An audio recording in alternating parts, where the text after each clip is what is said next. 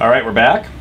Ashley Pratt has left the building, and we've replaced her with somebody who's not quite as attractive, but still. KevinKervick. Nice going there, Steve. Nice way to introduce a nice. Everybody who comes here is better looking than us. That's an ego check right off the bat. Oh, see, I got the wrong mic up again. Okay, I'm sorry. Say that again. That's an ego check right off the bat. That's right, that's right. We want to cut you down like you're just ours. So it's not nice to Olinsky, our guest. No. Kevin and I have kind of been Facebook buddies for a little bit, and I want to get him on the show because I wrote a post called Hitler is not a conservative, and he had replied to that, and we kind of had a little conversation in the back. I'm like, you gotta come on the program. I want to, because you've written a book about conservatism, and you're a college professor in sociology. Yeah. Okay. Give us a little bit of background about you, and then we'll just jump right in. Okay, well, I'm a relatively new New Hampshireite. I've been here about 4 years. I came from Pennsylvania.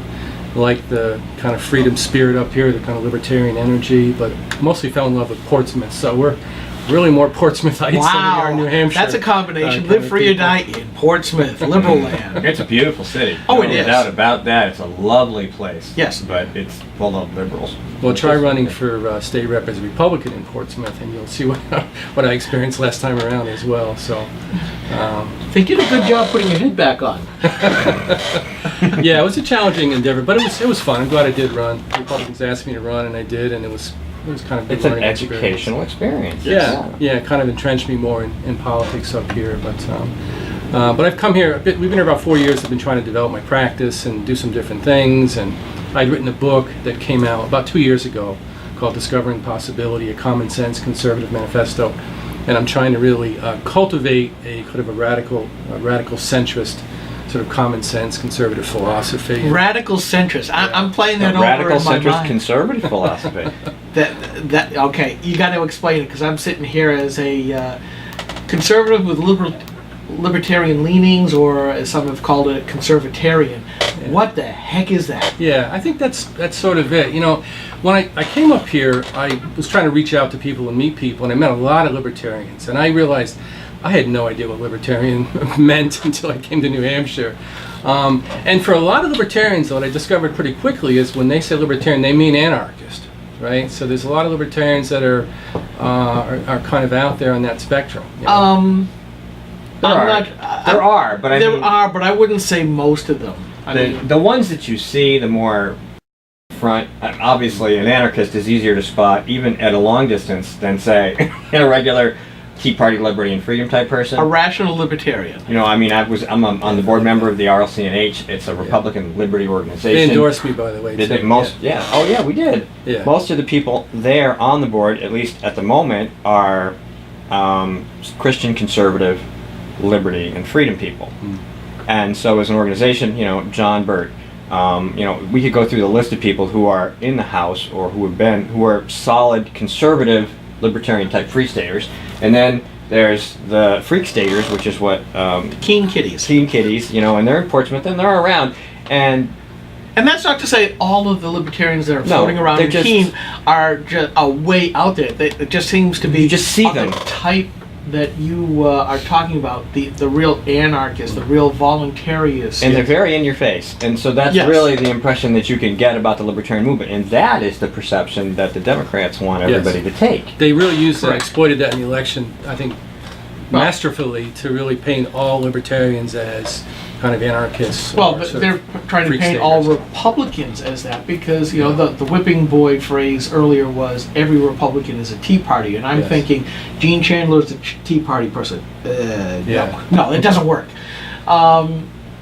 They called Bill O'Brien a Free Stater. Well, yes, he's a very much conservative, a Tea Party type person, but a Free Stater? No. They want to call us Free Staters. No, that doesn't work either. Although we do have a Free Stater who writes for us. Well, actually, he's supposed to be writing. Yeah, he's in on the email list, and he hasn't written anything. But you know who you are. I like his stuff. Mike Rogers. Is it? No, Mike Rogers, the other guy. Tim Kahn used to. I like his stuff. We have. Well, he has left Granite Rock. Oh, yes. On good terms. We replaced him with Seth Cohn. Well, I wasn't going to use the name until I I am, because finally writes. now maybe somebody will go, Seth, why aren't you writing on Granite Grok? Seth, Yes, or why are you supposed to be writing a Granite Grok? Anyway, before we get too far afield, Yeah, we do one of the- squirrels a lot around here. One of the things you We're told the me about- ADD blogger bunch. That's right. That's fine. Is an organization you were part of that you left or are leaving, correct? Tell us about that group and what's going on. There's really two things happening. I'm a member, my professional association is the American Association for Marriage and Family Therapy, and I've been kind of working my way out for a long time for several reasons. The most important probably being is that they've just sort of become part of the sort of psycho-medical, sort of crony capitalist, corporatist, human services establishment. And we started off as kind of a radical organization that was challenging the status quo, and over time we've just sort of bought in for cash, basically. Mm-hmm. So as long as we're getting paid, we'll pretty much go along with whatever anybody throws at us. So Was it government cash? mostly government cash. Yeah, on the There you public go. side. Yeah. There you go. And my theory of what's a liberal, it's someone who's getting the government cash, basically, to me. And in my system, they're all liberals because Medicaid comes from the Democrats. Promise more Medicaid. They promise more grants. So if you want to make a living in my system, the human services system, you're probably a Democrat. I don't think it has as much to do with ideological reasons as it does. They just want to get paid. Yeah. They're seeking rent, as I think Rent people seeking. say. Oh, Rent seeking. absolutely. So that's rankled me for a long time, and I have felt like a sellout. I kind of found my conservative sort of identity about 20 years ago, so I felt like I've been behind enemy lines, kind of fighting these battles amidst all these sort of socialist family therapists. So it's a socialist system, and I just have felt like it isn't friendly to my ideals. That phrase, it's sort of a socialist system. I think you're the first person that I know of has actually said that, because I used to be on my budget committee in my town, and we get all of these social services organizations coming in for the handout. At the same time, they're going to the county, they're going to the state, they're going to the feds. And they say, and one of them had the audacity to say, well, we are part of your government, until I said, fine, let me have your books, please. And then they got real antsy and real smarmy. Smarmy is my word of the day, by the way. And they got really ticked off at me. Well, and they started off on the tangent. Well, just because we get government money, was like, you just said you're part of government. We're supposed to oversee government. Come on, books, please. Yeah. And then they They don't back see down. it that way. They see the Oh, no. taxpayer as sort of a They meal think- ticket. They Yes. think they just found the money on the sidewalk. Nobody's going to claim responsibility, and you can just take it. The That's government not how should it take works. care of that. Right. Someone's No. actually paying for that. Yeah. And They the don't government understand. doesn't care where the money comes from, but they do care about you making sure you use it the way they want you to. Yeah. Strings attached. The other thing along with that is I got interested in fatherhood around about the same time. My kids were young, and I started getting interested in the fatherhood literature, and just realized how unfriendly, if not hostile, the sort of socialist human services establishment was to fathers and to families and to marriage and to traditional marriage. I have to interject this real quick, because this is one of the, if I was a lousy parent for all other reasons, I wasn't lousy for this. Very early on, we would watch TV, we would watch sitcoms and soaps, and I would point out to my kids, I go, you notice how the daughter's the smartest, the son is an idiot loser, and the Always. father's a moron. Yeah. Every single sitcom. I said, everything you watch, cartoons, TV, everything, I want you to look at that template and tell me if you see it. And they see it. Everyone. Every That's single so time. right, Steve. And I call it the Homer Simpson phenomenon. Yeah. And I had that in my book, that really over the last 30 years or so, there's been a concerted effort, through media, but also through our system, to really, make fathers look like idiots, to make white men particularly look like idiots, to make the moms heroic, to make the minorities look great. It's really been a concerted attack. And I feel like my system has bought into that, and that was sort of the mindset, the groupthink, that we're all supposed to adopt in order to work in the human services system. And I just got really tired of it. If I was so cynical to say this, but the progressive mantra is they're turning government into big daddy, big husband, Absolutely. replacements. Because, what is the biggest growing segment of government assistance to? Single women with babies, single female head of households. If you have a baby out of wedlock, not a problem. And again, if I go even more cynical, all of a sudden you have this rush of social workers in. Here's your free housing, here's your free medical, here's your free education, here's your free clothes, here's your free food, here's your free transportation. We'll set you up. You just take care of that, and just remember, we're here to keep you on our payroll. Absolutely. And the system itself is iatrogenic to community and family health. It actually hurts families because it needs families to be disempowered so the system can be the power. So when I started to realize that, I had this cognitive dissonance. I can't really work in this system anymore. It's just against where I'm going. And at the same time, there was a kind of an exciting marriage movement. I'm a social conservative. I'm a strong supporter of traditional marriage. I don't support gay marriage. I'm really a pretty strong social conservative. But in our system, that's anathema. And there was a bubbling up support for marriage movement in the mid-90s, early 2000s. It was very powerful. But most of the stakeholders in family therapy just ignored it because it was just too hot. And they couldn't adopt that and keep the sort of politically correct, nice mindset they had. So as the more I was trying to support marriage and fatherhood, the more there was sort of pushback from the gender feminists and other people. So that just had me feeling like I don't really want to be around these people anymore unless I can change it from within. So I've sort of tried to change it from within for these last 20 years, I suppose. Kind of hard, huh? And it's at this point I think I can fight the battle better from the outside, and that's what I'm trying to do. Yeah, and I'm not going to walk back my words, but I may have gone perhaps just a little too far. I do know in certain situations where government-assisted social workers can and have done good work and helped to turn still nuclear families around when they have had problems. And I don't mean to say, just paint with a broad brush, but I also know after watching the blogs, left and right, for, in a couple more years, it'll be 10 years, that's a long time.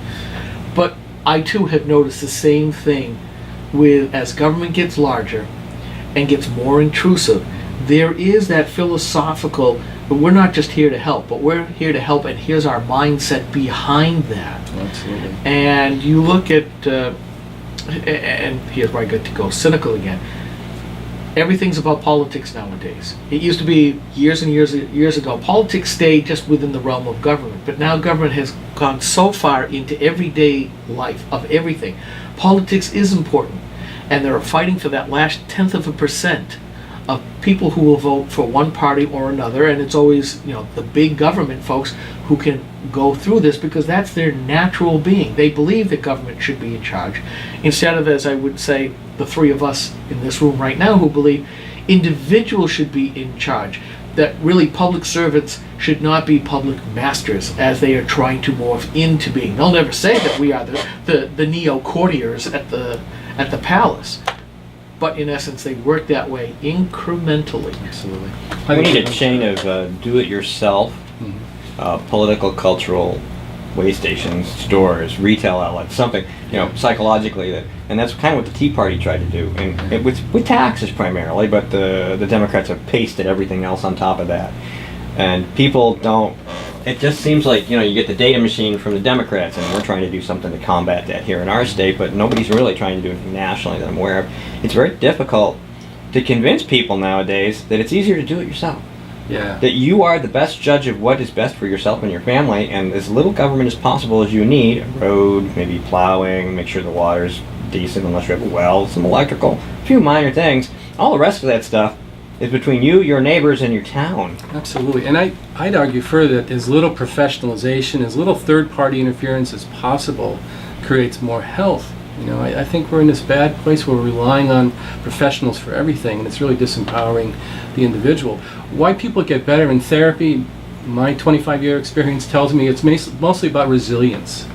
The human body, the human mind recovers with a little bit of love and kindness and support from family and friends, and occasionally a professional. But the human body gets better. But we have this sort of technocratic, managerial, central planning idea that it's the professionals that have to fix it, or the system itself, or the methods, or the drugs, and it's a progressive ideology that's contaminated our field. It's all about top-down somebody doing something to somebody else. But people really get better because of their own resilience and the relationships they have with other people. I'm glad you brought that up, the overregulation. And before we start the show, I'm trying to review what I consider my major sites to go to for news of the day. And my tab is open in Firefox to Powerline, which I quote from quite often. And this fits right in, and I want to get your take on what you said, overregulated. Yeah. The diners in New York are a mix. I just read this morning. Oh my God. Are a mix of New Yorkers and tourists. CBS's 2 undercover cameras captured one experience: 8 people who didn't know each other eating at a meal in a stranger's house. That hostess, Naama Shafi, writes about food but is not a chef. Leitner found her through a website which connects amateur foodies and professional chefs in 20 different countries with people who want unique dining experiences. Clandestine dinner parties like the one Leitner attended have become more common in New York City, and insiders told Leitner, they are completely unregulated. Is this bizarre or what? That now you want that the actual act of reaching out to people who share a common interest to break bread together is awful. Your because right to assemble doesn't apply if you're eating. I guess that's how that works. Yeah. There's no free association if there's food involved and it's not a commercial grade kitchen. It's completely unregulated. And my head that's just how they think. spins. That's what you're talking about. Yeah. Yeah, that's what I'm talking about. I'm glad to see that you saw the same thing. Oh, I beat you to it. No, I know. I was trying to decide if I was going to bring it up, but that's a good. We're a bunch of hapless morons that can't get out of our own way without some third party, managing us into health, and that is the mentality we've adopted in. I need a government regulator to cut my steak into bite-sized pieces, please. Yeah. Well, and I sound like a broken record in a lot of my posts over the last couple of years, but I'm just trying to do back to the left what they do to us on the right. They call us extremists. They call us Tea Party. They call us that sexual innuendo, the Free Staters and all that. And I keep saying, their only goal is to take control of us so that we can be ushered into their version of a progressive, enlightened utopia. Yeah. I get no choice about this.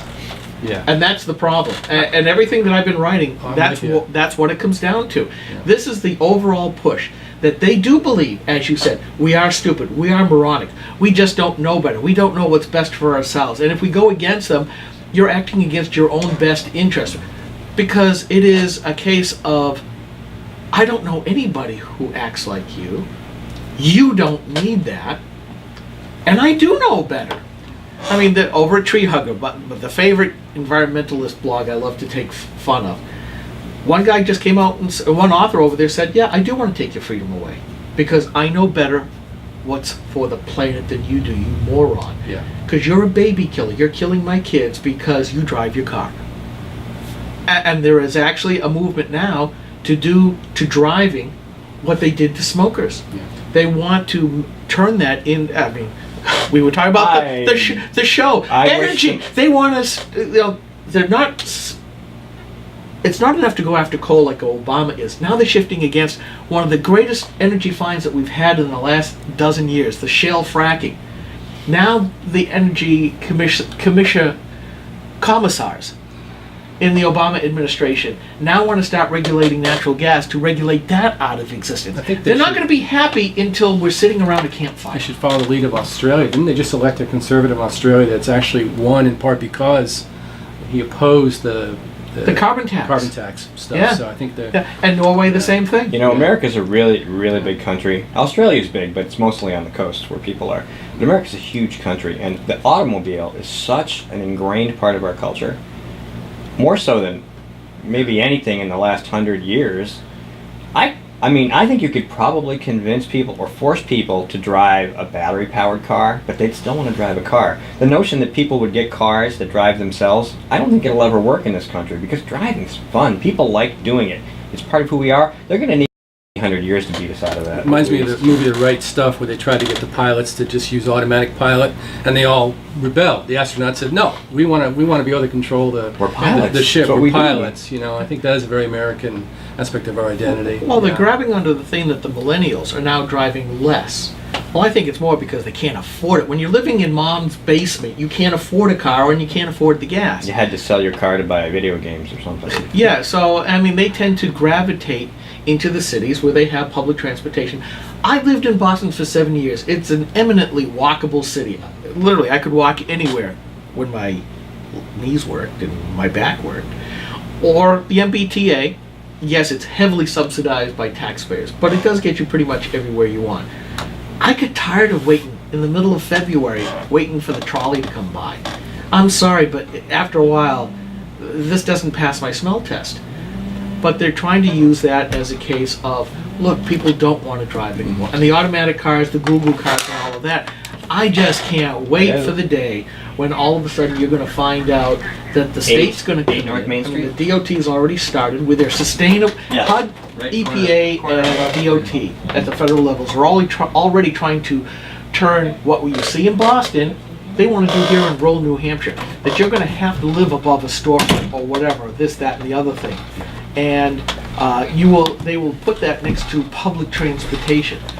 So you can't live out in a rural area, or you'll be taxed way out. And if you have a car, I mean, who the heck? This is where you tell me with the sociology background. What is the mindset of people who say, well, that little German Mercedes-Benz smart car? Okay, what is that going to do to family life going forward? You think Social Security is about to crash now when you can only have a childless couple? Yeah, because what family is going to drive? Well, you can only have half a child. That's going to be the law. Yeah, That's gonna be passed. and half a bag of Yeah, groceries. 0.5 children is going to be allowed because you won't be able to fit in the back seat. You're Yeah. going to have to make those, what do you call those, car carriers smaller too. So you have to have little children. So you won't be able to eat as much during pregnancy. Take away their vitamins. So yeah. Okay, we got about 4 minutes left. Okay. In our interview, Kevin's here to help us interview Skip, and I don't mind at all. I'm better at listening than I am talking anyway. well, you are a therapist, yes. Anything else you want to touch on? Yeah, just the libertarian part of my journey is that I'm probably my license is due to be renewed in October, and I'm probably going to let that expire as well. I just don't want to work for the state anymore. I really feel like the state is sort of telling me how to live and telling me how to run my life. And this NSA scandal has got me completely fit to be tied. And I read this morning in the New York Times that they're going to be requiring that when we do electronic medical records to include social and familial data in the medical record. Oh yeah. Like, do you own a gun? Have you ever had, what school do you go to? All this sort of social stuff. So the government's going to have all that information on people. And the Obamacare data forum. It's a scary Orwellian nightmare, and I'm just not participating. And I'm trying to get my colleagues to say, look, take a stand on this. Do you support this? If you don't, you're licensed, you're following their mandates, you're an enabler. You're complicit in this, what I think is an abuse of power. I think it's an awful thing. So I just don't think I can be licensed anymore. If I get outside the licensure, I can practice how I want. I don't have to go by what they're sort of saying. So I've already been marketing something called off-the-grid counseling to some of my Free State friends and some. That's a neat way to put it. People want to come for therapy, but they're afraid now. Everything's going to be. You're going to have a diagnosis. They're going to label you with depression. They're going to say, you have guns in your house. All this stuff. This from the "Don't Label Me" party. Exactly. Yeah, no labels. They love the labels. So it's all going to be out there. It's going to get way worse with Obamacare. And I'm just not going to play with that anymore. Yeah, there was an article last night that I read that, they are going to be asking you, how many sexual partners have you had lately? Yes. I've got this gold band on my finger. Yeah. I have stayed true to my vows to have and to hold, in sickness and in health. And there's been a lot of that sickness and health in my family. But where do you get off saying, well, how many sexual partners have you had? Right. What business of it? I'll give you the same answer I give my wife. I don't remember. I may move the gold band from this finger to this finger and show them the band. Where do you shop? Where have you lived? What are some of your hobbies and your habits? I mean, that stuff is really scary. And what happens if you say no? I'm not going to answer. If the client says no? Yeah. Well, they're allowed to do that. But you're going to get in trouble. I'll get in trouble. And in the public system, there'll be a lot of pressure that they can't say no. Because if you're working in the public system, you're basically just a meal ticket for people, and you get kind of pushed around. So if you're on Medicaid or you're poor, you don't have a lot of option, a lot of choice as far as that goes. But if you're still in the government system, and then effectively they are federalizing the healthcare system with all of this. But isn't there a problem if a lot of your clients start refusing to answer? What Yes. happens? That's where the revolution is going to come from.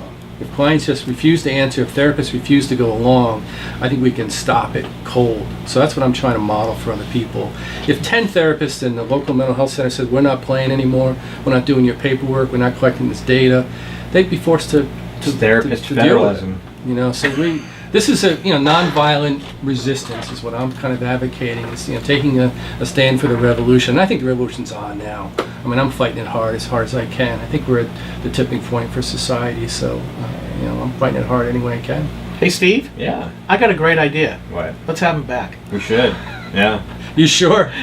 Oh yeah. No, I think we've got a lot of ground to cover, and we haven't even scratched the surface. I think there is opportunity for a revolution, within this sort of system that could make huge changes. We haven't even talked about medication, which is another scandal, but I think there's a real opportunity here. You're going to scare the pants off the Democrats here in New Hampshire by saying revolution. Oh, you secessionists! Well, you neo-confederalists! I've been blackballed from jobs. I've lost 2 or 3 jobs in the past for taking a stand. I'm not considered for positions because of my, so I'm already used to that. Yeah, once you embrace it, it's very liberating. It is. Because they Freedom. don't control you. Yeah. It's like we don't, people can't really call me a shill for the Republican Party because I'll take them to the woodshed. I have no problem. It's all about principle. And I did in the last election. I endorsed Gary Johnson. I got in big trouble for that too. But I think. Are you a state committee person? No. Then what the heck is the problem? Now, I'm a state committee member. I would get in trouble if I went outside the party. So I keep thinking, do I want to run again? And bet you there's a lot of Republicans saying, please don't. KevinKervick, thank you for coming very to be much on for having me. GrokTALK. My name's Steve McDonald here with Skip Murphy. You are listening to GrokTALK, a production of GrokTALK.com, and we'll be right back. Oh, that was great. Thank you. Enjoyed doing that. It seems like Flies. it's Oh, I love it. I like being on the radio. I like to have my own show too. We had Seacoast Common Sense Community Builders in Portsmouth. They went really well. And Jeff Chittister had asked me if I wanted to take his old show. But Jeff's great. really? Yeah. We have to have Jeff on again, too. Yeah. Yeah. I mean, there are a lot of good people that we like to have. We don't really interview. We just have conversations, Yeah. and that's really what we're good at. That's great. And we bring to the spoken word what we do on the blog. That's the best way to do it. That's the best way to do it. So- It's a great show. I listen to all the podcasts. It's really Oh, good. well, thank you. Oh, yeah. No, I think it's really good. We're just ordinary schlubs. We and just try to have we fun. just have fun. This is it. Good writers, too. I mean, This is the really whole, good writers. this is the sausage right here. Yeah. I gotta dust it too. Dusty sausage, yeah. People, when they think about radio, they think, oh my God, they imagine this amazing studio. But whenever you do it, you're like, oh, okay. The only studios that are amazing are the ones that are on TV. Well, actually, Fox News. WGIR studios are nice. Are they? Yeah, and even WEMJ when I did our radio program, it was small, but it was nice. I But- did high school radio, and it's wasn't bad. It's carpeted walls and all that yeah, we stuff. don't have that. And I think WLMW, which is the church in 90.7 FM, when we did New Hampshire Taxpayer Radio, it's a studio. I mean, it's tiny, but it looks like a studio. Right. But it's amazing how It much. doesn't look like this. Yeah, how much amazing it is. How just ordinary citizens can do this stuff Yeah. with just a little bit of money. I mean, yeah, I've invested more than a few $1,000s in this stuff overall, but still, an ordinary person, if they really want it, all you really need is a headset and a microphone to do a podcast. That's all it really takes. Anybody can do it. The technology has come down in They hate complexity and price. Did you see where Congress is trying to regulate who is a journalist now? Yeah, I saw Yeah, they're that, gonna and change. you're going to see a blogger revolution, and I think Drudge Yeah. hit it right. He did. And he's getting very libertarian of late too, Drudge. He's really shifting in the last month or so. And I think that it goes back to what we were talking about. We should be taping this. Well, we are. But what we're talking about with Ashley and with you again, we're seeing the governmentalization of everything. And that's, no good can come of that. I think they see it starting to unwind a little bit, and they're just working so hard to hold it all together now. Jane, by the way, called me because she kind of got misplaced, so she's probably looking for a place to park. Oh, Jane Aiken coming? Jane Cormier. Oh, okay. Oh, Cormier. here she is. Hey, you made it. I didn't want to, Oh, come on in. burst. You're on in like 20 seconds. Perfect. And hey, by the way, we got another headset. If you want to stick around, be our guest. Sure, why not? A few minutes. My wife's at the farmer's market, so that's perfect. Sure. She can wander. Here we come. Hey, Jane. I did post your thing up last night. Okay. Yeah. Did need to do that. I'm Coming behind back in. I'm behind on everything.